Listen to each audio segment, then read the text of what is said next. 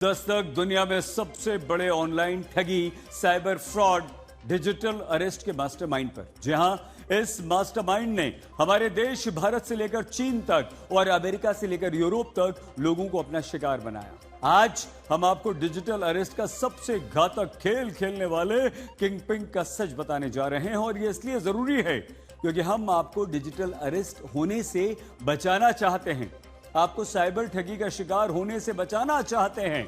आज हम आपको यह भी दिखाने जा रहे हैं कि डिजिटल अरेस्ट करके जो पैसा आपका लूटा जाता है वो कहां जाता है। विश्वास कीजिए, 37 वर्ष के मास्टरमाइंड की कहानी आपको चौंका देगी। देखिए,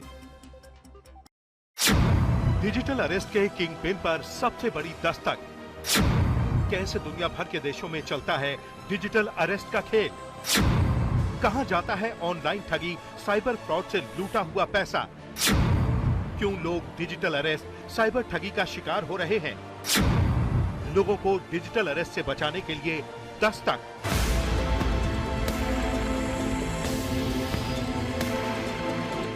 हर दिन डिजिटल अरेस्ट, साइबर फ्रॉड या फिर ऑनलाइन ठगी के केस देश भर से सामने आ रहे हैं। अभी दिल्ली के एक एनआरआई दंपति को डिजिटल अरेस्ट करके करीब 15 करोड़ रुपए की ठगी की गई। मध्य प्रदेश के खरगोन में एक बुजुर्ग को डिजिटल अरेस्ट कर 10 लाख रुपए लूट लिए गए। इंदौर में एक महिला को डिजिटल अरेस्ट करके 17.5 लाख रुपए ठग लिए गए। अजमेर में एक रिटायर्ड अधिकारी को 13 दिन तक डिजिटल अरेस्ट करके 57 लाख रुपए लूट लिए गए।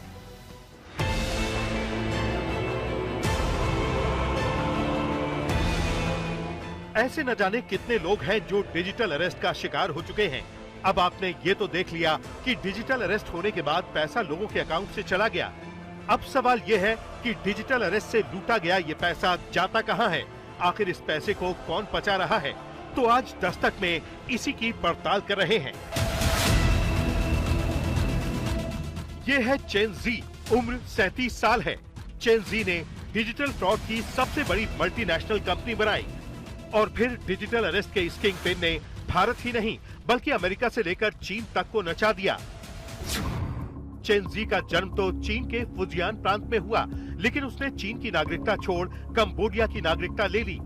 इसके बाद चेन जी ने प्रिंस होल्डिंग ग्रुप के नाम से एक विशाल कारोबारी साम्राज्य खड़ा कर दिया।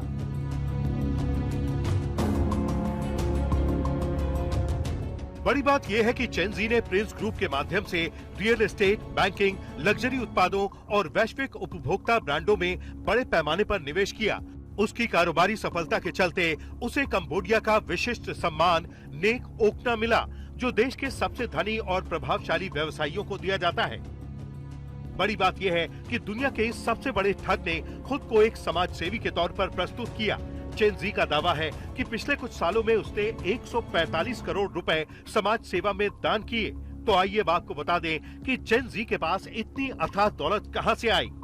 तो सुनिए, भारत में साइबर अरेस्ट, अमेरिका में क्रिप्टो फ्रॉड, चीन में ऑनलाइन जुआ फ्रॉड, यूरोप में रोमांस फ्रॉड के जरिए चेन जी पर दुनिया को लूटने के आरोप हैं। ये है कंबोडिया का प्रिंस बैंक। ये समझ लीजिए कि भारत में डिजिटल अरेस्ट से लूटी गई रकम लोगों के खाते खाली होने के बाद सारा पैसा इसी बैंक में जाता है। और एक और बड़ी बात, चेन जी ने कंबोडिया और उसके आसपास के क्षेत्रों में ऐसे अड्डे तैयार किए हैं, साइबर फ्रॉड के केंद्र, स्कैम सेंटर्स तैयार किए हैं, जहां अलग अलग देशों से सैकड़ों की तादाद में लोगों को लाया जाता है और फिर उनसे साइबर ठगी करवाई जाती है।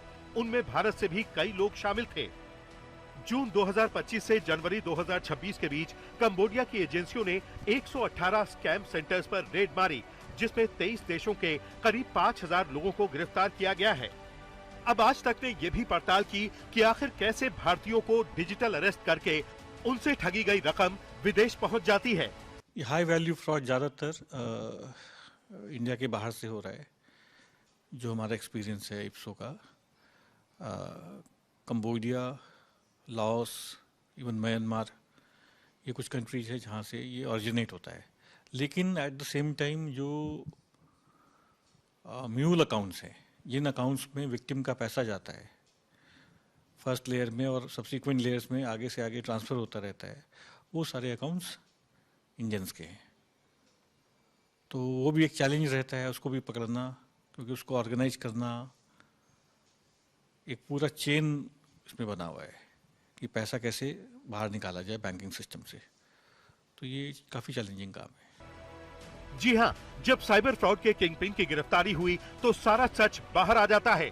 उसकी गिरफ्तारी के बाद कंबोडिया के साइबर अरेस्ट सेंटर्स पर हड़कंप मच जाता है। कंबोडिया से आई ये तस्वीरें आप देख सकते हैं। कैसे ऑनलाइन ठगी के मास्टरमाइंड की गिरफ्तारी हुई तो साइबर फ्रॉड के अड्डों से निकलकर बहुत सारे लोगों ने भागने की कोशिश की। आप देख सकते हैं कि कंबोडिया और वियतनाम बॉर्डर पर लोगों की भीड़ देखी जा सकती है।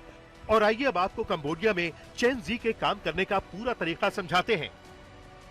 डिजिटल अरेस्ट का गोल्डन ट्रायंगल यानी म्यांमार, कंबोडिया और लाओस के बीच फैले हुए हजारों स्कैम सेंटर्स का एक जाल, जिसका इस्तेमाल चेन जैसे लोग करते थे, जहां हजारों की संख्या में या कहें लाखों की संख्या में लोगों को रखा जाता है डिजिटल अरेस्ट और साइबर क्राइम कराने के लिए।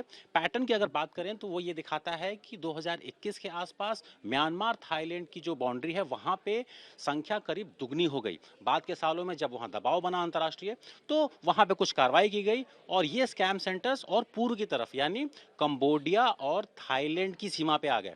अभी हाल के कुछ महीनों या सालों की बात करें तो स्कैम सेंटर्स की संख्या वियतनाम और कंबोडिया के बॉर्डर पे सबसे ज्यादा पाई गई है। होते कैसे हैं ये स्कैम सेंटर्स? ये देखिए, ये एक असली तस्वीर है एक स्कैम सेंटर की। इनकी सबसे बड़ी पहचान होती है कि अंदर बहुत सारे लोग रहते हैं लेकिन कोई बाहर नहीं आता जाता। ग्रिल्स लगे होते हैं, ऐसे ग्रिल्स जिससे आप कोई सामान बाहर ना फेंक सके, उसके ऊपर शीशे लगे होते हैं। 3-4 लेयर्स की जो है वो जो एक कहें हम कटीली दीवार लगी होती है, चप्पे चप्पे पे सीसीटीवी कैमरे लगे होते हैं।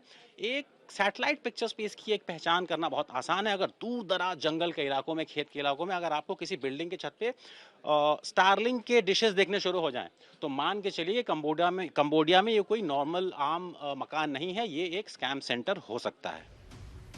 अब चेन जी चीन की हिरासत में है और उस पर चीन की कानूनी व्यवस्था के तहत आपराधिक जांच चल रही है।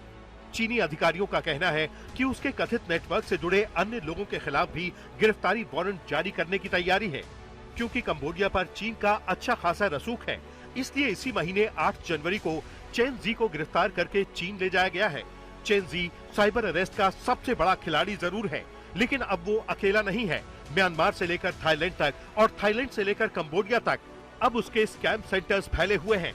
मुमकिन है कि चेन जी के पकड़े जाने के बाद जिन लोगों को उसने डिजिटल फ्रॉड के धंधे में एंट्री दी है वो उसकी विरासत को आगे बढ़ाएं। अरविंद ओझा के साथ अंकित कुमार, दिल्ली आज तक।